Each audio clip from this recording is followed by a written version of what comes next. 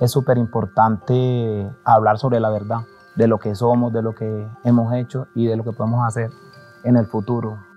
Los países somos como las familias. Cuando dejamos los traumas atrás y como que no les ponemos cara y hablamos de ellos y los procesamos, corremos el riesgo de que haya cosas que surjan en el camino. Yo creo que es importante que estas nuevas generaciones también sepan un poco de dónde vienen, de un país que está lleno de traumas y de golpes y de dolores, para que no los repitan, para que de alguna manera se den cuenta que hubo cosas que sí intentamos y no nos funcionaron o nos salieron mal. Muchas nos salieron al revés. Y que cuando se empiecen a construir, construyan con la idea de que en efecto dejemos atrás unas páginas que han sido muy horribles para los que estamos más viejos. Sí, la verdad nos aproxima más al perdón. Porque cuando uno le dicen la verdad, siente que hay un sentimiento de mayor cercanía, así sea con el que fue el enemigo o el contrincante. Entonces, cuando uno le dicen la verdad, uno siente que la posibilidad del perdón es mucho mayor. Bueno, creo que es importante porque uno del pasado aprende. O sea, no se debe quedar allí, pero sí aprender lo que sucedió y lo que cómo construir a partir de él. Pero no quedarte en él porque es que para el futuro debes hacer cosas nuevas. O sea, no quedar pensando en que lo que te pasó te va a afectar todo tu vida. Tienes que iniciar, emprender, digamos, si quieres emprender, tienes que dejar todo atrás, iniciar una nueva vida sabiendo lo que te pasó. No, es muy importante que se sepa qué pasó. La gente joven tenemos que construir paz, tenemos que trabajar todos unidos, tenemos que sacar del país adelante. Nos han hecho mucho daño y he vivido toda la guerrilla, he vivido toda la inseguridad, he vivido todos los secuestros, hemos vivido todo eso, debemos de construir para que no le pase a la gente joven.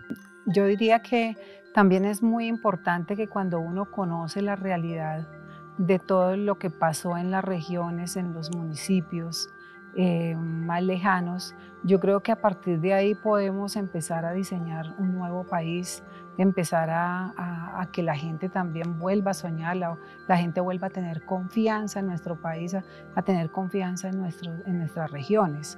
Eso es muy importante y las nuevas generaciones deben conocer también esas verdades, esas realidades.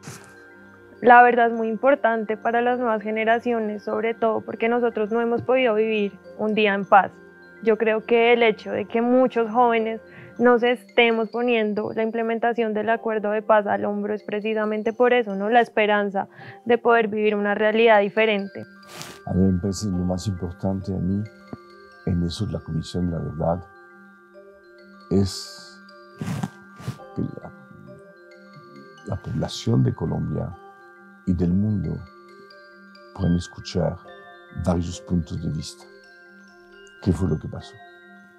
¿Por qué ocurrió? ¿En qué momento? Y es lo que tenemos que lograr. Que vean que es muy poco lo que los diferencia de los unos a los otros, que tienen mucho más en común, mucho más puntos de intereses que lo que los separa.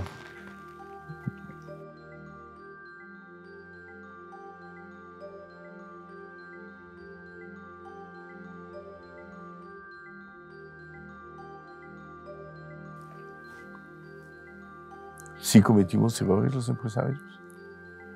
Sí. ¿Cuáles? Sí, o sea, la clave de este tipo de informes y procesos de justicia, de acuerdo, pero transicional, o sea, etcétera, es no generalizar a yo no los empresarios. Yo no me siento haber cometido ningún error.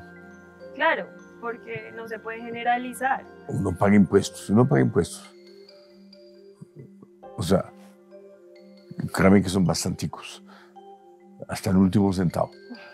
Si uno trata de ser lo más ecuánime, justo posible, vivir y convivir, escuchar al otro,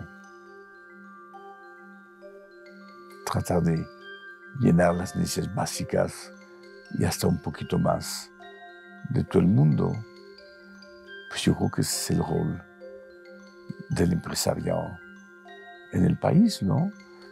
Generar empleo. Eso es lo que hacemos. Yo siento que como empresaria joven, pues es muy importante este tipo de informes para saber también qué pasó en el pasado, ¿no? Cuando nosotros éramos niños y quizás no estábamos tan pendientes de qué estaba pasando en el sector privado o en el campo, etcétera, ¿no? Y yo creo que es importantísimo también ver cuáles fueron las causas de ese conflicto, ¿no? Es decir, que creo que es duro nosotras estar viendo en el taller de confecciones esa voluntad de paz y al rato entrar a Twitter o a redes sociales y enterarnos que hay un reincorporado, un firmante de paz más siendo asesinado, ¿no? Ya van casi 300 y eso se suma a los líderes sociales. Entonces, bueno, la pregunta es, ¿qué hacemos como sector privado para abrazar la implementación del acuerdo de paz y abrazar este tipo de liderazgos sociales o proyectos productivos que están avanzando hacia la implementación del acuerdo para que esto no pase, ¿no? Es indudable que cuando hay puntos de vista tan disímiles en la paz y en la guerra, el informe final no va a dejar contento a todo el mundo. De pronto una mitad va a estar contenta, la otra mitad no va a estar contenta, pero es un proceso de sanación. Y en eso tenemos que apoyarnos en la historia de ver si ese proceso cuánto dura. La guerra civil norteamericana sigue teniendo muertos, sigue teniendo odios del racismo, de la bandera confederada. La Segunda Guerra Mundial sigue teniendo heridos de personas que mataron a sangre fría por los nazis o por cualquier otro ejército, y ese informe de verdad nos tiene que también aproximar a que eso pasó y a ayudar a pasar esa página. Y creo que ese informe es como un aliciente, es algo que ya está escrito, que ya lo podemos conocer, ¿cierto? Pero aprender de él, seguir, como digo, adelante, es conocer y ese perdón que tú hablas es importante. Pero no volver a repetir lo mismo, que las personas sepan la verdad y sí, algunos van a estar de acuerdo y otros no, pero al menos es algo que va a quedar plasmado y algo que podemos tomar como partida para seguir adelante y no repetir la historia. Parte de las cosas que hago cuando tengo tiempo libre es buscar precisamente los testimonios de la Comisión de la Verdad, un poco porque lo que yo viví fue un pedacito. Y están los testimonios de gente que vivió cosas muy distintas. En mi caso, mi familia es del Valle, pero realmente me crié una buena parte de mi vida en el Cauca. Y esa historia es muy distinta que la de Urabá, y es muy distinta que la de los Llanos. Y yo creo que es un primer ejercicio que es importante para que todos hagamos es que ese reporte sea un ejercicio de aprendizaje, de darnos cuenta que todos vivimos una experiencia distinta y hacer ese primer ejercicio de oírnos es importante, yo creo, porque también nos permite respetar incluso la indignación de todos. Venimos de una experiencia muy distinta y me parece que ojalá lo que podamos hacer a partir de ese reporte es un aprendizaje.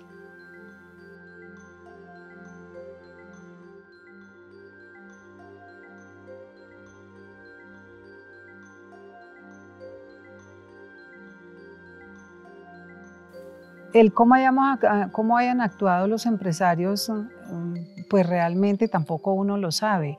Yo creo que uno hablaría de cómo actuó uno en momentos difíciles y todo lo que uno pensaba era poderse sostener y poder salir adelante y poder salvar como su entorno y su pueblo, su región y de qué manera ser uno productivo, porque era muy difícil con todas las limitaciones que uno tenía.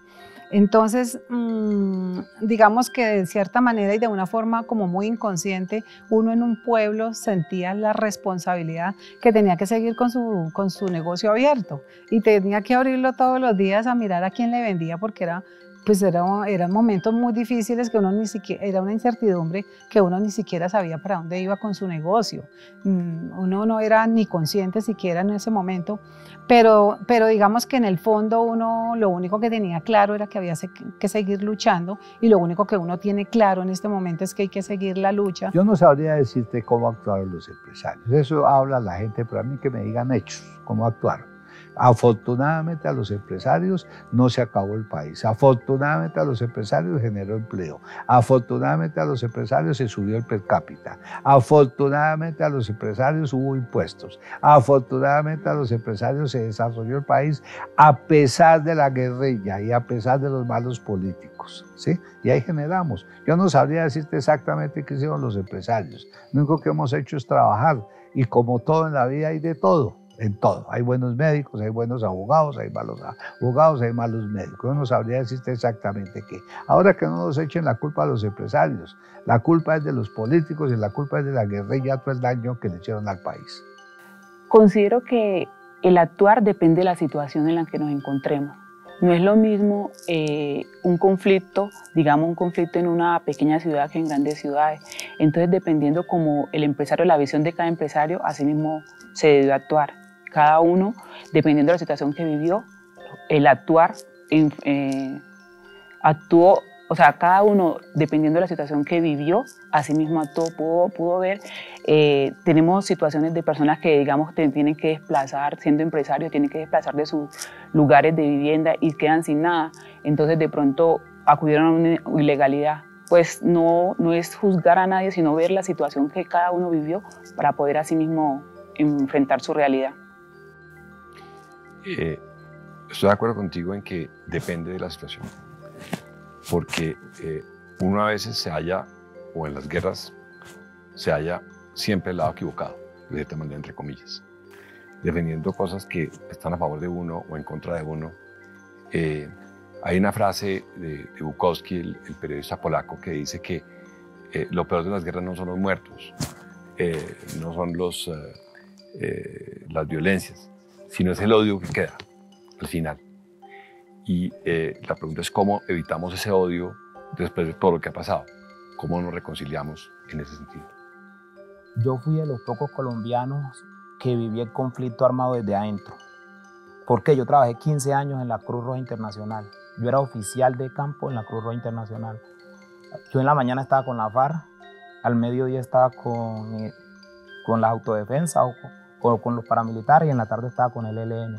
Fui de los pocos colombianos trabajando en la Cruz Roja que podía hacer eso, porque yo hacía la logística para entregar secuestrados, para entregar muertos, para llevar ayudas humanitarias, para entregar mercados, y nosotros teníamos que hacer toda una logística de seguridad con todos los grupos armados para poder hacer eso.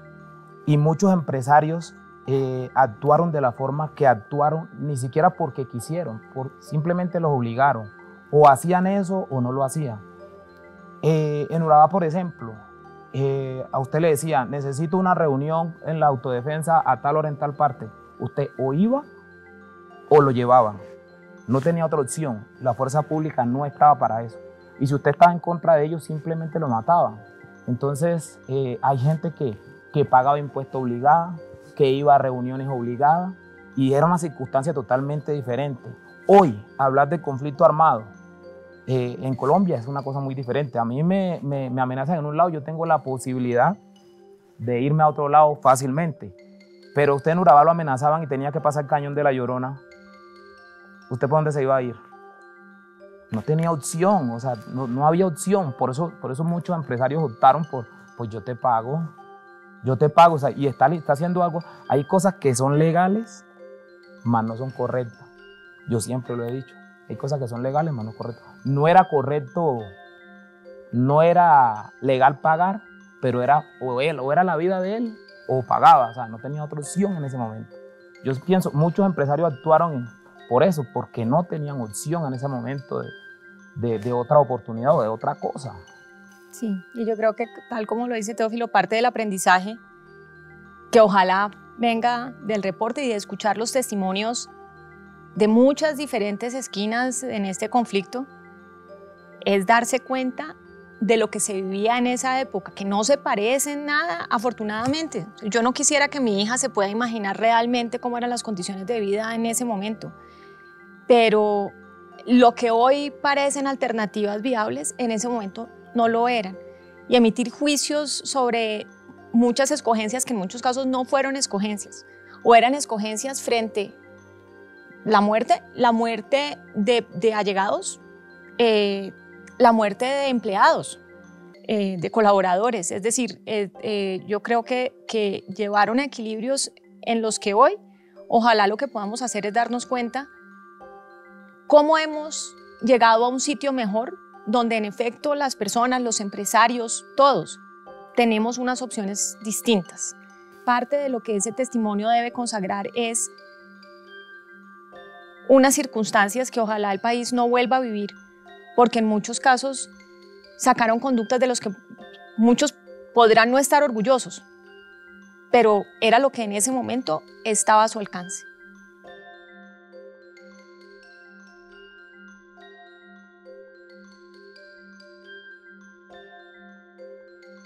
Yo creo que Colombia ha sido un país donde la economía siempre ha ido bien, excepto pues, momentos de la pandemia o el año 98 de la crisis que hablábamos ahora, o el año 30. La economía siempre ha crecido porque tiene una macroeconomía muy sólida y unos empresarios muy sólidos, muy fuertes.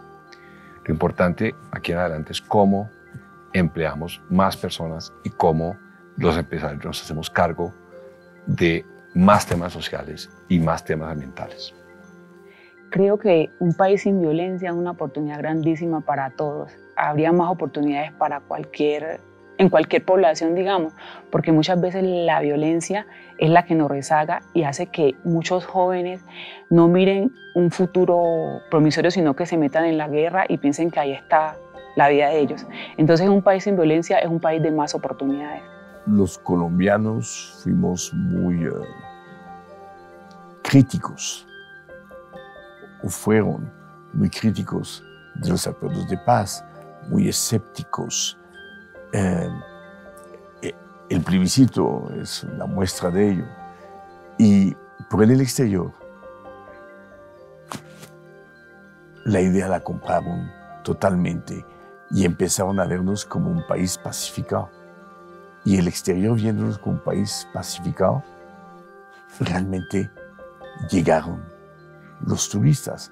O sea, las corrientes turísticas habían acabado con 3 episodios.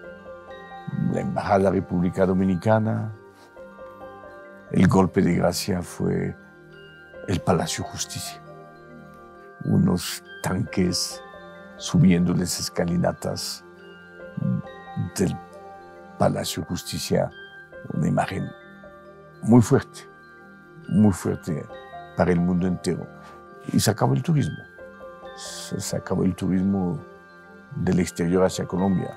Venían hombres de negocios obligados y eso, los warnings, las advertencias, les recomendaban no venir. Y las bombas del narcotráfico en la época de Pablo Escobar fueron dramáticas para la industria turística.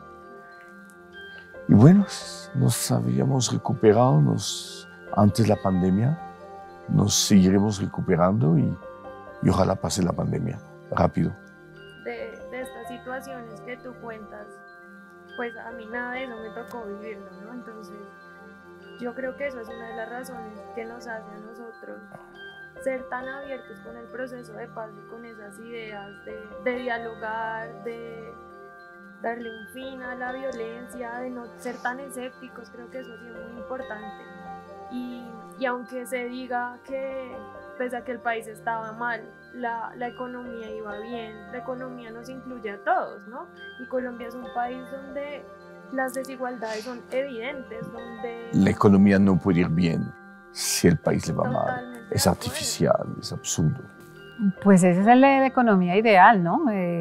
Es una economía donde todos cabemos, donde sea incluyente, donde todos podamos actuar libremente. Yo creo que sería una economía muy pujante, debe ser una economía muy pujante, y yo creo que es un beneficio pues, donde todos vamos a ser iguales, donde todos vamos a tener un bienestar, donde la educación no va a ser un privilegio, sino va a ser una educación para todo el mundo igual, y un país, obviamente un país mucho mejor del que podemos tener, y un país con más educado, con más oportunidades, con más igualdad, y pensaría que es lo que uno cree que puede llegar a tener sin la violencia.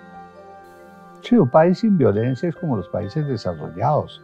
Como usted va a Francia, España, Italia, Inglaterra, hay violencia porque somos humanos, pero no la violencia que estamos acostumbrados aquí en los últimos 100 años. Es que hay violencia desde Bolívar, hay violencia, hay peleas, hay de todo. Somos nosotros los que ponemos el problema.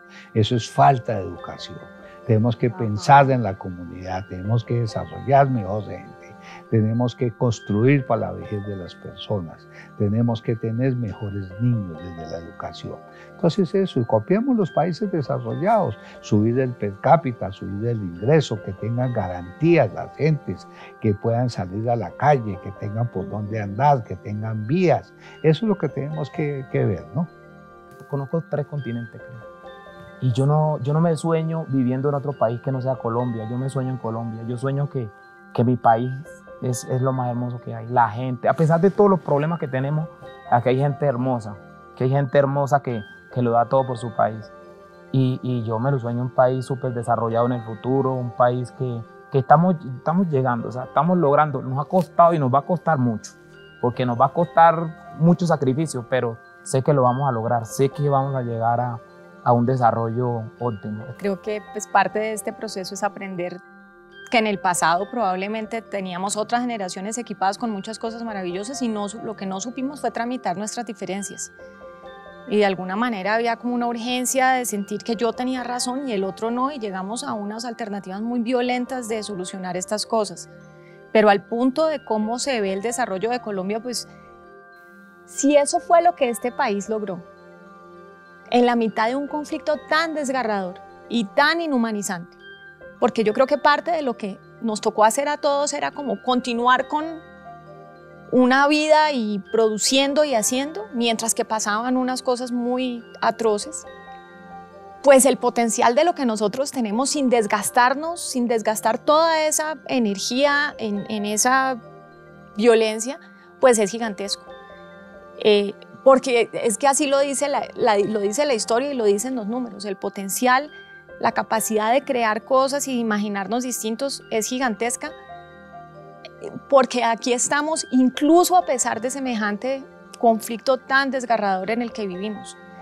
Y en muchos sentidos hemos logrado muchísimas cosas que hablan mucho de esa capacidad finalmente de los colombianos de salir adelante a pesar de unas circunstancias muy, muy difíciles de vivir.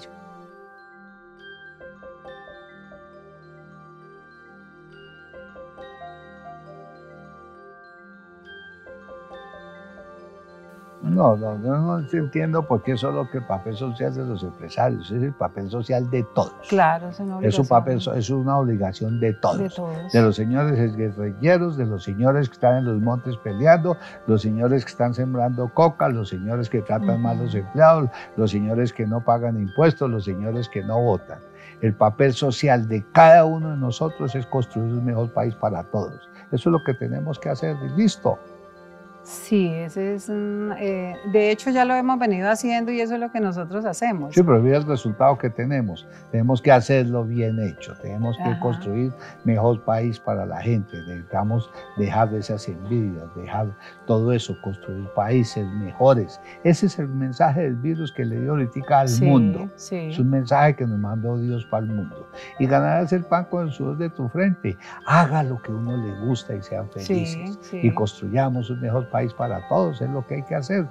Sí, es una responsabilidad de cada uno de nosotros. Y toda esta gente que le ha hecho daño al país, pues que paren, que se arrepientan, que construyamos país, que ayuden a construir país, que ayuden a construir todo lo que desbarataron. Bueno. Claro, yo creo que nosotros todos, lo que usted dice, don Mario, es unirnos y entre todos hacer fuerza para en la misma dirección. Es que si no hay equipo, si no hay unión, no salimos adelante. Una golondrina no hace verano. Exacto. Sí, para meter goles hay que trabajar en equipo. O sea, ahí está. Si no se trabaja en equipo, si los políticos si quieren llegar al poder, ¿para qué? ¿Para figurar? ¿Están preparados? Es el país que tenemos, es el que hemos construido. Tenemos que construir un mejor país para todos. Tenemos que prepararnos. Eso es lo que hay que hacer. Hay un cambio necesario respecto de lo que el sector empresarial, de cómo el sector empresarial se entiende dentro de la sociedad, y creo que lo que ha ocurrido a lo largo de este año ha sido diciente.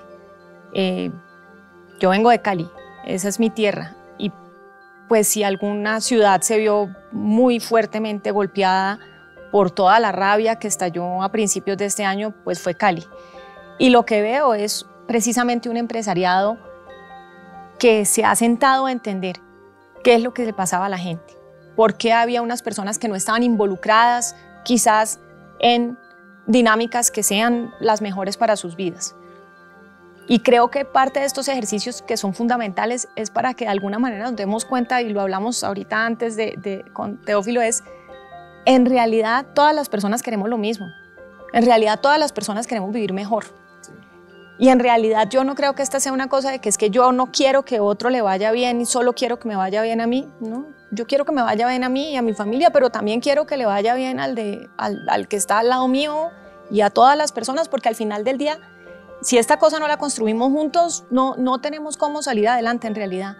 Yo creo que la conciencia de que eso tiene que ser así y que tenemos que ser más incluyentes en todos los procesos está creciendo fuertemente y está generando la capacidad de que ese sector empresarial, llamémoslo más moderno, que no está viviendo estas circunstancias tan difíciles que vivió durante el conflicto, genere un valor de la mano de las comunidades.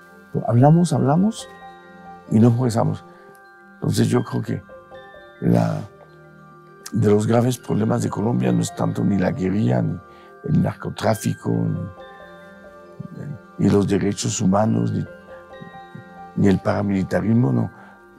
El grave problema de Colombia es nuestra infinita dificultad para lograr pasar del discurso a la acción, actuar.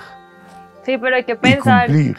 De pronto si hay intereses ahí en medio que no nos dejan pasar del papel impresionante, a la realidad. Nuestra dificultad. Los políticos tienen mucha tendencia a pensar que con un discurso resolvieron el problema. Con la actuación, con los hechos se resuelve el problema. Es cierto.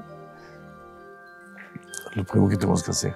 O sea, yo siempre digo, para salir de pobreza en Colombia, pongámosle un impuesto a los discursos. Y resolvemos muchos problemas con eso. Sí, creo que hoy día se habla de lo que es el capitalismo consciente, o las empresas BIC, o las empresas B, que son empresas donde hay un enorme entendimiento de que la empresa no es simplemente para producir utilidades, como se decía en los años 70 Milton Friedman, sino claro que tiene que producir utilidades como un cuerpo tiene que respirar o producir glóbulos rojos, si no, no podría respirar. Pero el objetivo no es producir glóbulos rojos ni respirar, sino es vivir la vida. Entonces las empresas tienen que producir las utilidades, pero tienen que generar empleos justos, tienen que generar oportunidades para mayor cantidad de personas, en sus proveedores, en sus clientes, en su ambiente, en el trabajo con sus comunidades, y así es que nos vemos nosotros en esa nueva modalidad de empresas B o empresas BIC o de capitalismo consciente. Claro, y lo que tú hablas de justicia a nivel laboral, empresarial, todo el mundo, yo creo que cuando las personas se sienten bien, eso es lo que hace crecer una empresa. Pero si tú estás en una empresa y no te sientes bien, a gusto, no sientes que haya una justicia, eso va a impedir el crecimiento de los empresarios. Y además está todo el tema de propósito. Las personas no sienten que tienen un propósito en la empresa, pues van a decir, yo trabajo aquí como cualquier otra parte y tal vez me voy para otra parte. Y creo que parte de la gasolina de cada emprendedor es esa pasión, y de los empleados. Si no hay pasión, no se va a mover lo que se necesita para crecer. Exactamente.